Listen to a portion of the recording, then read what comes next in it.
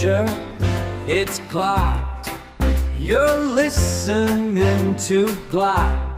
Glot. It's all Glot.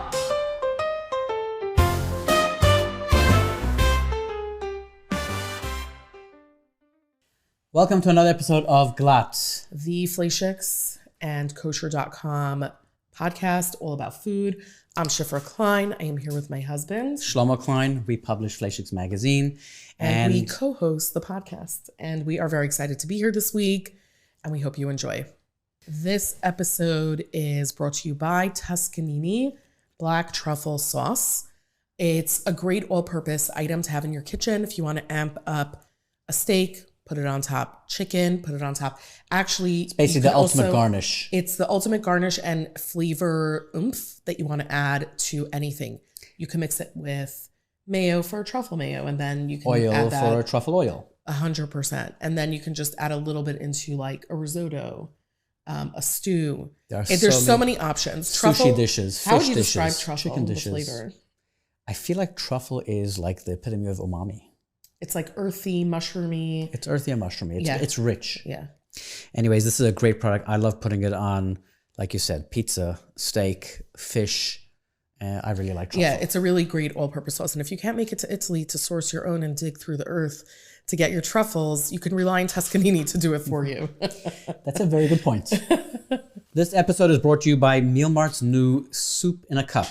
They have a vegetable soup. They have a matzo ball soup. Okay, I never saw this. Yeah, this is something new. So check it out. It's in the cup. It's microwavable. Oh, it's heavy. It's ready to go. It has the liquid inside already. Oh, you know what I was expecting? Like a ramen. Exactly. It's not. This Everything is not a ramen. is inside. So you just have to heat this up? You heat it up. Ooh. You can either stick it in a pot, but you can put it in a microwave, heat up, a meal on the go. Oh, it's also low calorie. It's 90 there calories. There you go. So check it out. Great for travel. Great for work. Love it. And a nice line. Great line. Welcome, Elan. It's exciting to have you here. Yeah. Thank you for having me. It used to be a schlep. Yes. But now that you're in the neck of the woods. I'm a Long Islander. That's it. He joined the ranks. That's right. We go way back. Because I think both of us share this thing where we're like pre-internet. Yeah. Right? Before it was cool to take pictures and, blog about food and write about it. We both started with print.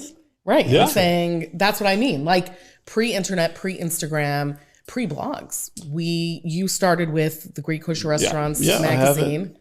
I have it here. This is the last issue. That is so 2015. Cool.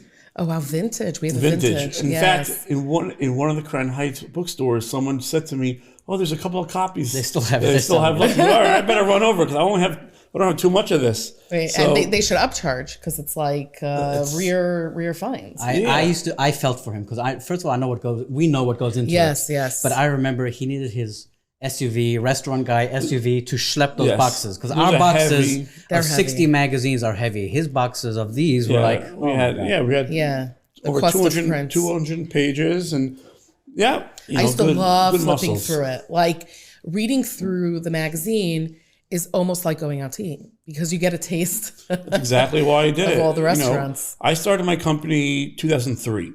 Okay. There was nothing like that. Okay. There was a directory with name, address, phone number, black and white. Right, that was it. Right. The Jewish press used to have that. Exactly. Yeah. Nothing with color. Nothing that was, coffee table book. Exactly. That's what we wanted to do.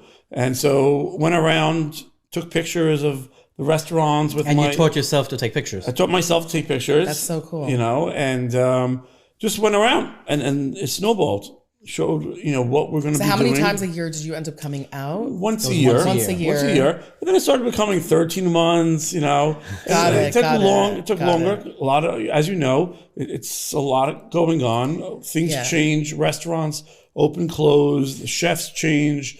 All this that goes on is always changing. We literally went to print now, and we had to put in right before going to print. We put in a note about every January we do our restaurant issue.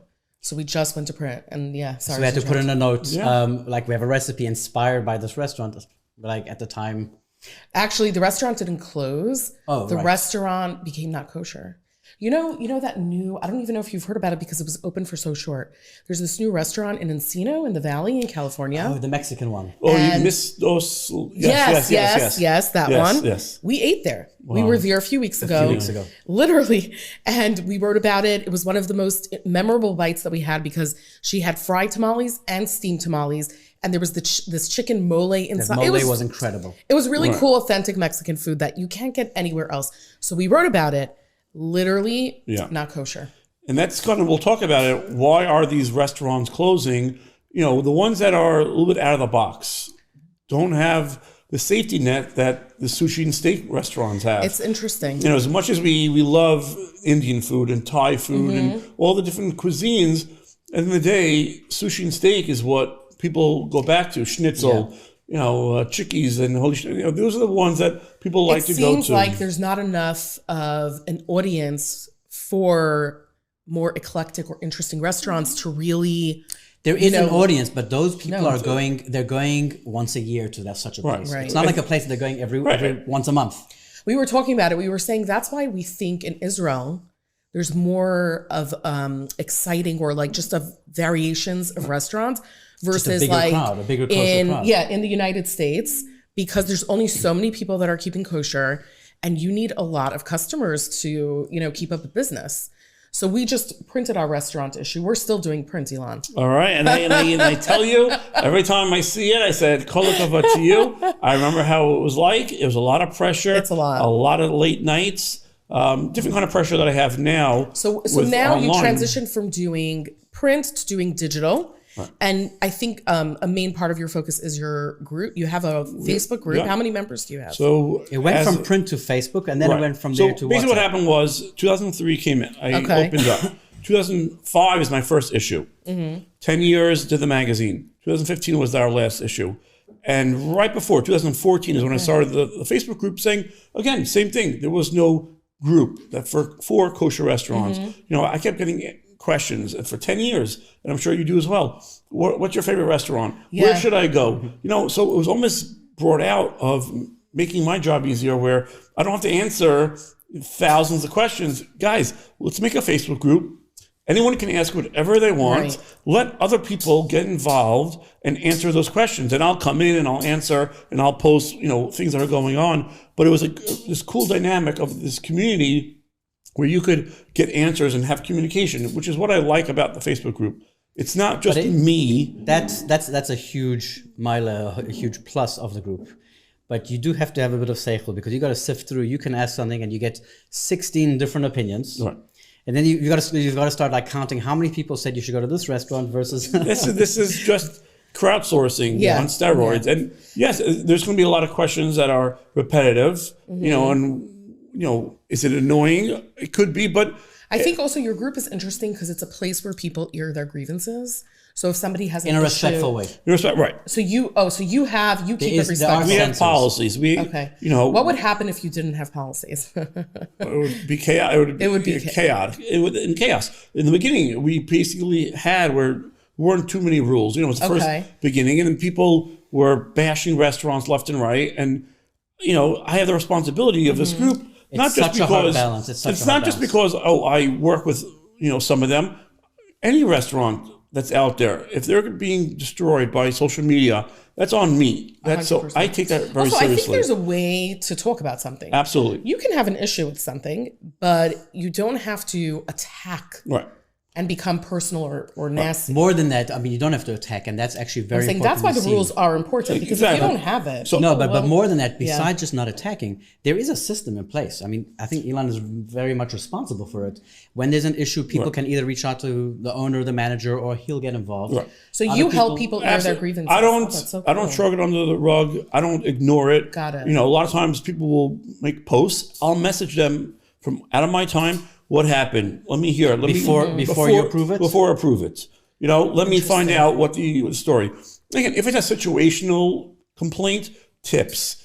And, service. What would you do? I don't mind stuff like that because it gets people to learn about situations. What We would you do in this we need a case? segment to talk about tips. Right. We need a Exactly. segment to talk about owners and customers. Yeah, that's so There are fascinating. some of these topics you can go on for hours. But what is the most common complaint that customers have? Do you see like a certain thread or a certain issue that keeps on coming up? Again, obviously price is always going to be like, oh, this thing is so expensive. They don't realize how much stuff goes into it. Right. The labor and all the, the ingredients that have gone up. So that's probably the first where everything is too expensive. Got it. It's a luxury. There's no question. There's Going out to eat is a luxury. there are restaurants you can go for fast food. There are middle of the road, and there are the higher end. So you can go where you want. Don't go to a high end I restaurant. think you're of the thought that if you want to go to a higher end place and you're happy to pay for it, then you should go. Absolutely.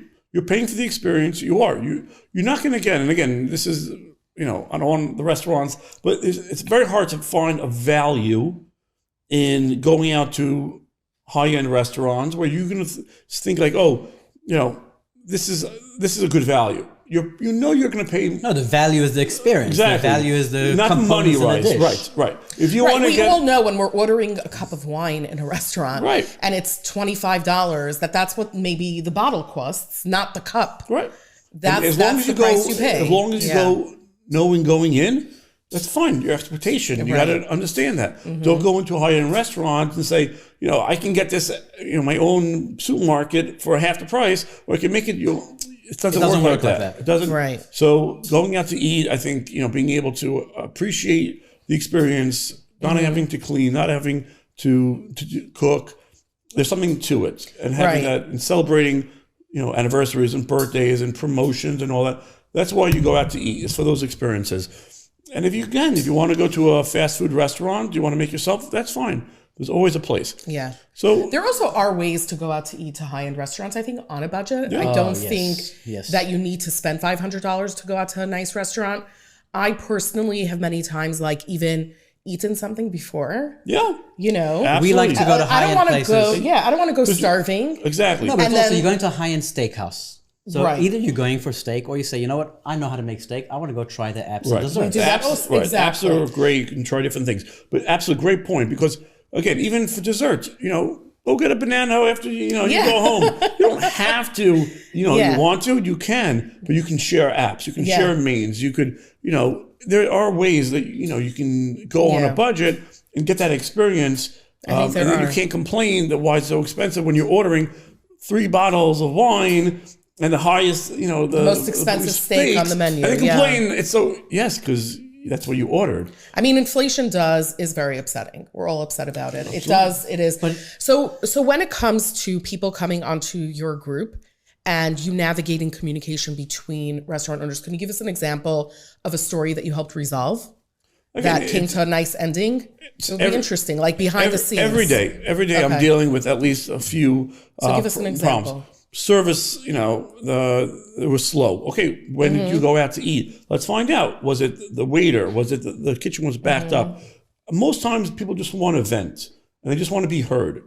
Yeah, because it really is disappointing when you finally go out to eat, you get a babysitter, Absolutely. you're going and you're spending your hard-earned money, and then it doesn't work out. It really is upsetting. That's what I was talking about, the balance over Yeah. here, because we know we have the perspective of the clients who are spending money on a babysitter, finally taking Yeah. their time, spending their money, and then we also know the restaurants, what goes into it. We know both sides. Absolutely. And I would never say you're wrong. If you are going out, you should get the experience. I'm never going to say that's not the case. But I will be the first person to say to the owner, you better make this right. You have to credit them. You have to invite them back. Give them a gift card, but don't attack. That's, again, it goes back to how to do it. Don't rush to the restaurant owner and say, this is the worst restaurant in the world, and I'm telling my friends not to go to you. Right. Then the restaurant's going to be defensive, and you're not going to get anything. 100%. But if you go, listen, Restaurant workers and owners are people too, and they people, have feelings, absolutely. and And it's such a tough business. Yeah. Ask any just keeps getting restaurateur, tougher. when you tell them, I know someone who wants to become I tell them every no. person I interview, I say, what advice do you have for someone looking to go into the restaurant business? Every single person says, don't do it. Don't do it. It's a tough business. Yeah, and it's funny because when you have restaurant owners who have a restaurant and they complain again, and they complain not because they're having a hard time just because they're venting and they're people. Yeah. But then they open up more restaurants. I'm like, you just said it's so addicted. hard. Why are you? But it is interesting. It is. They're a little bit of an They are addicted addicted. to It's It's not just addicted. It's a passion. They love having a restaurant where it's their home. There is something about No, but building more a than it just restaurant, being building your a space, building a sense of community. What were you going to say? No, I was going to say that these restaurateurs that are in business for a long time, either for a long time or they have been expanding, they have a method that works, and they're consistent and they stick with it. They're businessmen. Right. I think they're businessmen first and restaurateurs Absolutely. second. When you have a chef-driven, Cooking, the people that are food is- passionate, yeah. it's great, and you can make beautiful dishes. But that's one of the issues that people have when they go into restaurants. If they don't have a business plan, they don't have someone that actually can check the numbers and make sure there Profits, are so many margins. Absolutely. especially here in New York and even tri-state area. I mean, labor keeps going up, and all the different health department and all these different things that make it more difficult. So many things, yeah. What would you say is the key to like a successful restaurant? What makes a restaurant successful? After all these years, 2003 till now, this is So a long time. I think the owner being there is huge. Yes. The Okay. owner, the staff needs to see the owner there, just to be on top of it, making sure that things, when it's not your money, it's very easy, the chef suspended and people to waste stuff and to, and the day, again, going back to service, if someone has a problem, they want to speak to the owner. Right. Because they don't want to say, So it's the I owner- got to speak to the owner, he'll get back to you. Right. It's the Do you owner think- or having a really good manager, which Do is you very think hard a to good find. manager could take the place of an owner? It's so. hard. And then, by the It's way, hard. one of the hardest things, and again, people ask me, owners, is I need staff. I need a good manager. I need a good So that's, you would say, one of the challenging parts of running a restaurant Right. today is staff. staff, getting someone that's good. You can get some people, but someone who's What makes gonna put someone the good? You're talking about a manager. a manager, someone who's It's not just good; it's knowing the business and being a good people person, dealing with the customer, dealing a with lot. other people. It's The a lot. hours are really intense because they'll open up 10, 11 in the morning, but they're till 11 o'clock at night. Yeah. Right. And then they have to Sometimes deal. even later. We were once in a restaurant and in the middle of eating, what happened? His oven went off. It was somewhere local. What was the story? And nobody even realized. The air conditioner went off. Okay. No, the fire alarm went off, and because of that, they had to reset it. They turned off the man. air conditioner. It was here on Central Avenue Yeah. recently. It happens. And then, it's you just need someone on hand who's going to be able to deal with it effectively. But that wouldn't have even made a Yeah. difference. That was like it was the landlord and the building issues. Like these things happen. Yeah, it's tough. Have you ever had an issue that you couldn't resolve? Yeah, there could be a difference between what the customer feels and what the owner feels, and at the end of the day, you agree to disagree, and they're not happy. They won't go back. They won't go back to the restaurant. A lot of times, I've had owners say, "I don't want that person in my restaurant," Okay. and that's it. And you know what? And did you ever see an owner who has that perspective? In the long run, are some people able to have that perspective? Because like we grew up. Okay, with they're not this gonna tell the idea- restaurant No, customer they're that. not They'll telling the tell me, customer. right. They. What I'm saying is, there's like this belief that the customer is always right. Right. Okay. Nowadays, people are fighting against it. Like the customer isn't always right, and you still deserve a certain sense of humanity. But I'm saying, as a restaurateur who might feel like I don't need this customer, I don't need that customer, and sort of have a little bit of an attitude, does that often result in a restaurant that doesn't last, or not really? It Not depends. really. Again, a lot of factors. There's going to be some restaurants just, they're going to lose it. They're going to be the nicest person, but at the end of the day, after they had a hard day, they don't want to deal with it. Like, again, they'll say to me, forget it. It's not worth it, and all that. But again, most times What's saying it's not worth it, and they'll give in. they won't. No, They just They're like, put I their don't foot need down. this customer. Right, Like there's right. it's called having boundaries. Yeah. Yeah. Yeah. And again, there'll be plenty of times where I'll say to them, listen, make it right. We'll give a gift card to them. The customer will be like, oh, I didn't really want a gift card. Okay, fine. I'll take it. But again, it's all about venting. And it's all about how it's resolved at the end of the day. And Would you say most issues are resolvable I think if so. approached the right way? I think so. Yeah. Have you ever seen negative reviews make a restaurant shut down? I've seen, again, contributing to it, not necessarily shutting it down. right? Seared is a good example, and Okay. people have their opinions of what happened and was that a hot topic on your page? Yeah, for sure. And again, whether they dug themselves a hole, very possible, and it's very hard as it is to open a restaurant. So when you have a perception of being way too expensive and you can't go to the average person. It makes it even harder. And the publicity was bad. But I think the lesson from that was really that obviously there were issues there, and you can't say it was just focus on one thing and say it was that. But I think that the way people talk really does affect the business. Absolutely. And today's day and age, having social media, having Facebook, having WhatsApp, you don't realize that sometimes you're upset and you can just put it out there instead of talking to yourself or to the restaurant owners or managers. It's a good case study in like the effects of Lashon Hara if someone wants to teach it. There's no question. Like how fast it spreads. There's no question that it'll hurt the restaurant. Yeah. Will it shut them down? No, there'll be other factors. There's other factors. But it will. I've seen where, listen, it makes sense. Someone says, I didn't like that restaurant, then the other person's not going to want to go. They'll have other restaurants, especially in New York. We're spoiled here. There's so many restaurants to go to. We're very spoiled here. I know. We did an article on New Orleans and Nashville. And there's one kosher restaurant in New Orleans, I think. And it's like you just go there for breakfast, lunch, and dinner. Like there's nowhere else to go. That's the Kosher Cajun. Kosher Cajun. Yeah. I loved it. Yeah. It was very yummy, and it was also a supermarket. And there was Judaica. It was really interesting, but it just gives you perspective. When you live in New York, we live here in the 5 towns, but anywhere in the tri-state area, we have so much access. Right. It's incredible. We were talking about a restaurant that recently shut. What else would you say? Like another 4 or 5 restaurants that? I think. I just came from Marine Park. That's where I lived. Okay. And T Steakhouse. Been around for... Which was T Fusion. Right. Such an iconic over a decade, restaurant. over 15 years. And Allison, she had T for 2 and she kept trying to... So that's like a restaurant that was been around for a long time that slowly, whether it was inflation, whether it was... Is it also people moving out of the area? That, but they didn't get so many people from the area.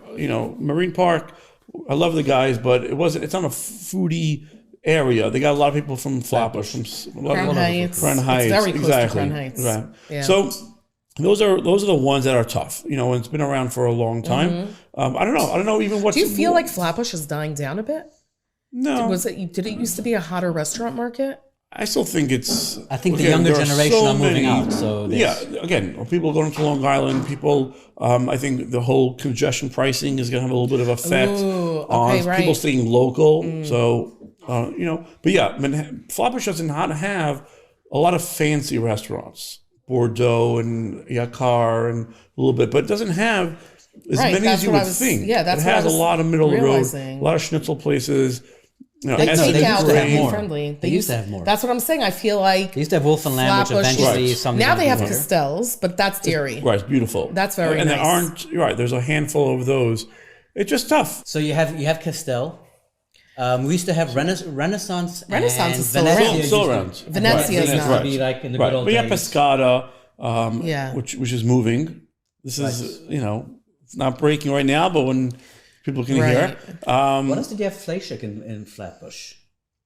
Like higher back in the day. So we said T Fusion closed. Who else closed recently? Yeah, like CNR Kitchen in Philly. Oh, they closed? They closed. Remember, we used to, way back, we used to go back to Philly. Well, they kind of evolved. They did. They kept Are they now something else? No. They shut down completely. Wait, so now it's in Balasinwood. It's right outside of Philly. Right. We did an article about them. Right. So they're no more? No more. So now they have much less options. Yeah. It's so interesting because there's a large amount of people who keep kosher, but maybe not enough to sustain a restaurant like that. You need people out of town don't go out to restaurants as much as tri-state area people. Right. Not a late crowd. Most places close at 8. Right. You don't have the young crowd to hang out. People just... We really are lucky if the people that complain would like just get to see behind the scenes of the restaurant. If they would get to see they do see, but like go across the country to these other places, you would appreciate it more. But I think we forget. No, it's right there. So that's how it goes. What's the most common complaint? We said that it was pricing. Pricing, tips, service. Like my friends, or like when we talk, like a big issue happens when people realize after the fact that the restaurant added the tip, the different but then fees. they also give you the receipt, right? And it says tip, so naturally people add more tip. Sometimes people don't realize that they're double tipping. A lot of these things are just like irksome. And nobody wants to, most people don't want to double tip and pay 40%. Right. Sure. And again, so that makes people if that happens, upset. right away, get the owner on the phone saying, first of all, a lot of times is their POS, the receipt, the way it's printed out. Yeah. And they say, it's complicated. Okay, but they just change systems and they don't realize that line is in there. Right. But there is. I think most times the owners will remove that. They will, once it's brought to their attention. Again, by the way, if there's a problem with the meal, don't take it out on the waiter. Don't take. Don't give them the waiter. So let the waiter have their tip. Yeah. The restaurant will credit you off them. Mm-hmm. So that's another why to speak to them. And by the way, speak to them at the restaurant. Then they can figure it out. Don't wait, a day. Some people don't like confrontation. Exactly. But it's funny.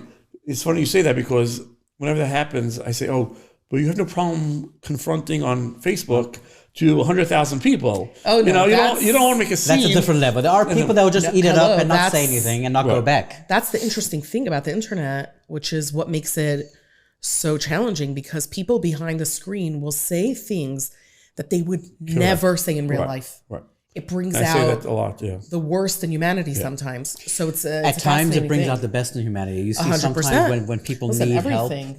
You'll have I've seen Elan posting before when there's like a wedding and they need people to come dance, and within a half hour there's 50 people there. Beautiful, really. Yeah, people. I'm sure not. Is anyone raising money or doing food for the fires in California? Absolutely. So restaurants. So a big part of, and that's what I'm proud of. Again, you have this responsibility. You have this group. You have 120,000 people. Wow. We can crowdsource, whether it's COVID, whether it was the war in Israel, whether it's someone who needs food for Shabbos. We have volunteer groups in almost all cities where someone would call me up, Friday morning, say, I have no food. I'm coming from the hospital. I don't have time to cook or something. We'll get you food. That is so inspiring. Anything that's around food, we'll do. The restaurants will provide.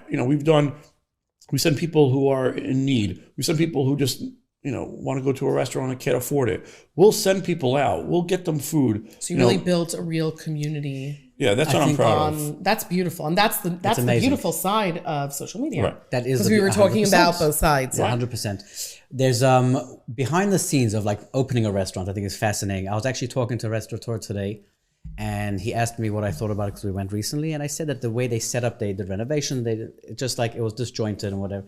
And then he was telling me why it was like that. And basically, the village that he was in or the city that he was in, they wouldn't let him add another bathroom unless he changed the whole design. And people don't even realize. You come into a restaurant, and you think that the design is like just like they get an interior design, they build it that way, and that's it. People don't realize what goes on with the fire marshal, what goes on with the actual. Yeah, it's tough. The DOB. Again, we know here in 5 towns how many restaurants took years to build. And again, red tape and bureaucracy and dealing with it and spending. And they're paying rent. They're spending before they even open up the door. They're in the hole for hundreds of thousands of dollars. It's so stressful. I can't imagine. And they have people on staff, whether it's the person, the owner or running it, but you have the chef, you have already some of the wait staff, a few months in, and the managers have, it's pretty crazy. It's really insane. So on this topic of like the intensity of the business, more and more people are still opening restaurants. Yeah. What are the latest restaurants? I put out a list every year. And it would shock you how many restaurants are opening. Yeah. Let's say I think 50 are closing. Ones do make 200. Money. Like it's a good business when it's you do it right. It's a good business, absolutely. There are restaurants that, have done well. What are the latest open new restaurants? New restaurants, Smash House has certainly been a big, in 2024, that was with their franchises. Here in 5 times you have Andas. Andas opened. And just the Doma Group opened Cork and Slice in Brooklyn not too long ago. Yes. You have like Eshel in Manhattan. I don't know if you've been there. No. Okay, so that's like a Persian restaurant. Yeah, Persian. We were just talking about Mediterranean. Persian restaurants. Pala in Florida. Florida is very good. Moroccan. Florida has so many restaurants. A lot of new places in Florida. Oh yes, Florida is the emerging market. Again, for the last couple of years since COVID. People have been moving down. Right. But they have been closing and opening. Yeah, it's always a cycle. That is very interesting. So Florida is increasing. Florida for sure. A growing market. For sure. People have moved down. A lot of Israelis have moved there. They like opening restaurants. And so they'll open up more restaurants. In Boca, there are restaurants. Oh, yeah, Boca grew. What do we have in Boca? Bamboo? Bamboo and just Traditions came from the 5 towns. From here, right? Oh, Traditions opened in Boca? Yeah. I think also Cool. the cheese store sells his coffee and cheeses or something there. He has like a bit of a pop-up situation there. Could be. But there's a lot. Fascinating. Yeah, That's very Boca's cool. not. What city? Oh, you know what we read? I don't know if you know, Mendel Siegel opened up a new Sure, restaurant Cleveland. in And Cleveland. our dairy Diablo. place. So we wrote about this in Flashix in the latest issue. It's coming out, and we wrote about how smaller cities are expanding a little bit, and we brought up Cleveland as an example. But even the smaller cities in Florida that never had kosher, like Boynton Beach, Delray Beach, Boca, Right. You need they're someone growing. with vision. Like So Mendel's a good example. Mendel's a great example of someone who's a restaurateur who has understands. experience. Doesn't matter if it's smoked food, it's dairy. You know what you're doing. Yeah. You can build a restaurant. I think I saw. Did you post today something about Texas? Maybe Houston or Yeah, Dallas has. no something new? Just this today or maybe Thursday, Friday. I must slip my mind. There are It was an interesting name because it's a name that we have something like that in New York. Okay, it's going to come to me soon. Is Dallas also a growing market, or it's just has a few, 7, 8, nothing crazy, but right? What's the most interesting place you visited in the past few months, restaurant-wise? within the country or around the world. Anything? No, Well, no. I was in Turks and parameters. Caicos. Okay, that's cool. That's very cool. That's and, cool. But that wasn't really a restaurant. That's more of a right, but experience. they were kind of, you couldn't get that kosher experience on the island and all that. That's super cool. But That's expanded tremendously. Besides Turks and Caicos, you have Bahamas, Mexico, and Playa del Cancun, Carmen. Cabo, Yeah. Playa. We did a whole article on that, like hotels, like 5-star hotels, luxury hotels that are expanding their dining options to the kosher consumer. It's so amazing. Yeah, It's pretty fascinating. They understand it more. I think they're getting requests. exactly. People are traveling more. Since COVID, I think we've been traveling more. We understand what it was like. Right. So since then, you've been seeing so many more restaurants Right. around the world opening, people flying and all that. So it's exciting. Yeah. We're also, I think, like a new generation of diners in a way. Like my parents' generation, like the generation before us, were the children of Holocaust survivors, a lot of them. They were almost just surviving. We live in a very different time. So we have different expectations. We spend differently. We live differently. I don't know, for the good, for the bad, everyone could decide. But like, I don't know that anyone in our parents' generation would even go to Playa del Carmen in the amount of Jews that go on vacation a Yeshiva year. week, it's thousands. It's to compare it to Yeshiva 40 week, years no. ago, not even like, I think even the same families with the same amount of money, if you compare, people just live differently. Yeah, I grew So our up. standards I are so never went. I different. went to Shanghai a little bit. Yeah. Maybe went to some of the restaurants, but we Even never for went vacation, out. like we went bowling into the Hampton Yes, Inn, maybe, yes. you know? Can we just take a second for Shanghai? A moment of silence, yeah. Thursday night buffets. Yeah, Rabbi Engel. nostalgia. Remember Rabbi Engel? He was the mashgiach there for like 15 I'm years. sure by face. Yes, That was a Like restaurant we yours. should bring back. Oh my God, that was amazing. That would be Again, it's amazing. the nostalgic. It builds memories. That's why people Dougie's, go out. Dougie's. Remember when originals. Dougie's had a line down the block? Yeah, Yeah. You couldn't Yeah. get in. You couldn't get into Dougie's. Doug created a beast. He really deserves credit. not for sure. Back in the day, he changed. Revolutionized the kosher He market. changed the kosher Absolutely. There were some people. Who else to you revolutionized kosher? market. I feel like Chef Mike. Mike Gershkovich. Mike- Right, yes, I think a lot of these chefs that came out from cooking schools, it was Lemon Ray's been chef-driven. around long enough that Chef-driven Right, restaurants, chef-driven or restaurants. Moshe Josh Wendell. Kessler. Moshe Josh Wendell. Kessler. Yes, That's true. these Those are all- right. I think that, Oh, again, more than that. I Hopefully, think Josh Masson was there. I think Isaac Bernstein. A Yeah. lot of them went. I think through there. hopefully through the magazine, through you guys, I think people just love talking about restaurants. We see the Food Network. That I think has a lot to do with it. Just seeing what's going on and we wanting it.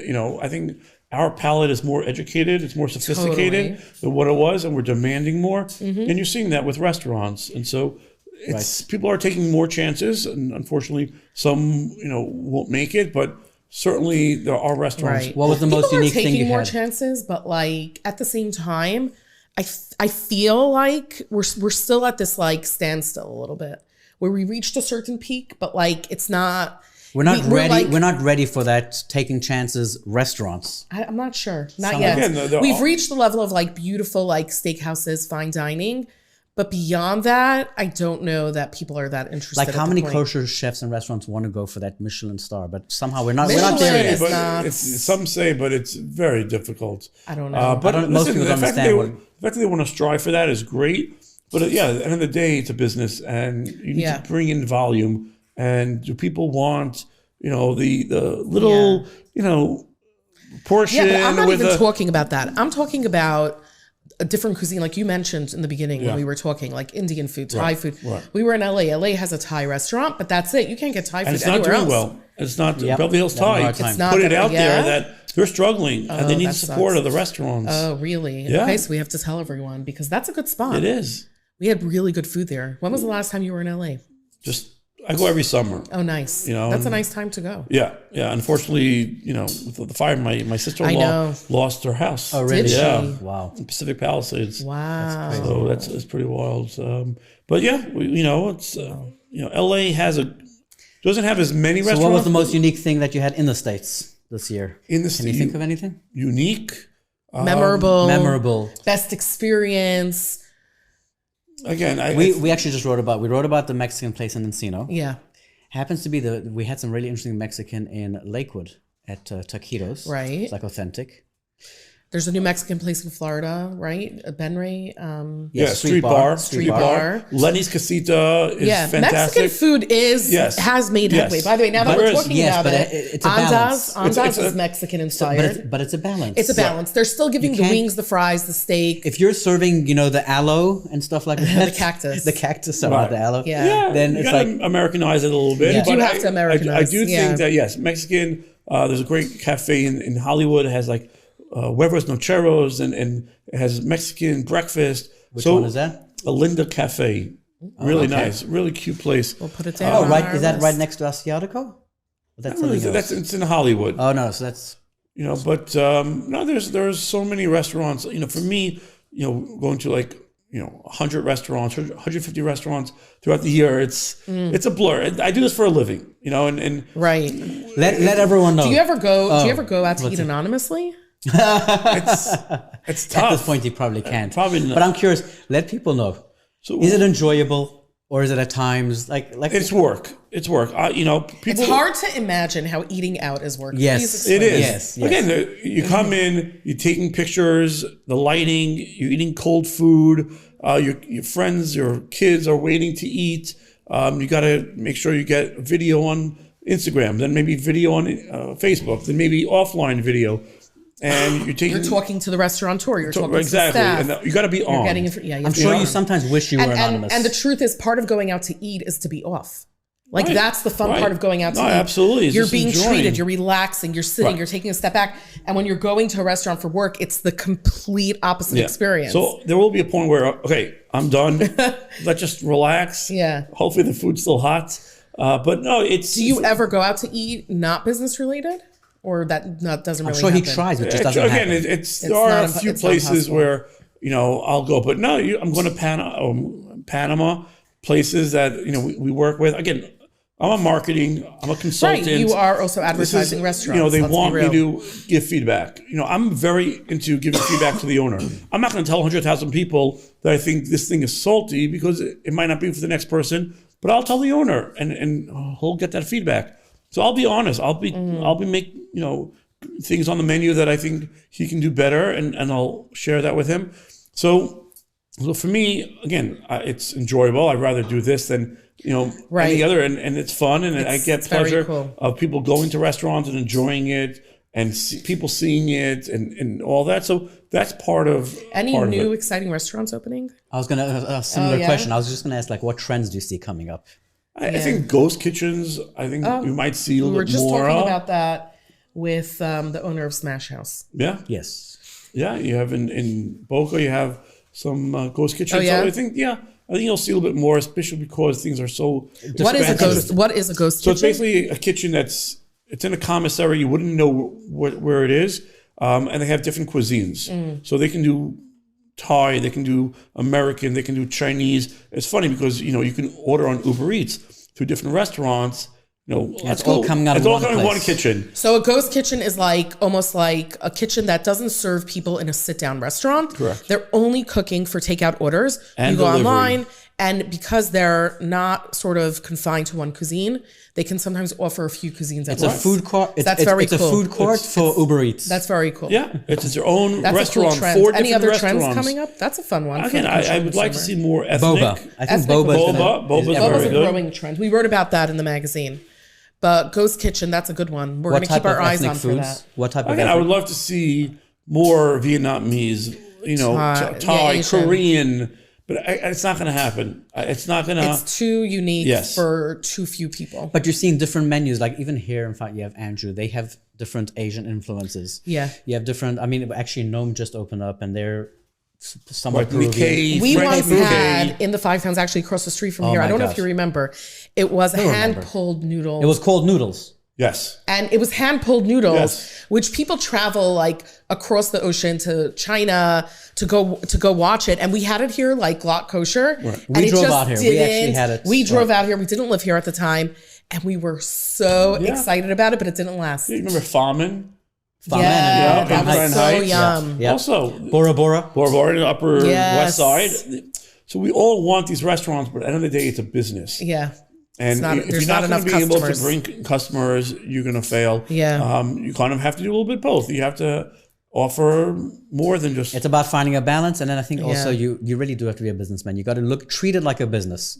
So what's If the it's just a future passion for project, Great it's a Kosher problem. Restaurants? Yeah. I got my my WhatsApp chats have been off the rail. Thank God. Best thing I Give did. us a little bit of behind the scenes. How does that Okay. all work? It just I have a WhatsApp chat in pretty much every city. How many do you have? I have about 30 different WhatsApp chats. I'm exhausted just by hearing that. I know, and You especially run now, all of it? I'm the admin, and again, Cool. what I like about what I'm doing is it's not just me running it; it's customer based. So people are getting involved. So other people are asking questions. Other people are answering. So essentially, you have these micro communities of Exactly. restaurant conversations. Exactly, and And people chatting about. and I'll chime in if I have to, and I'll post about different openings and specials Very that I'll cool. put onto the WhatsApp chat. But again, it runs itself, and people share it and all that. So that's what I like to do more.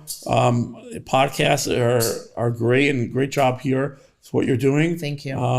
But yeah, I think doing what I do, just growing it. I thank God, I've been doing this for 20 years. I used to be a kid.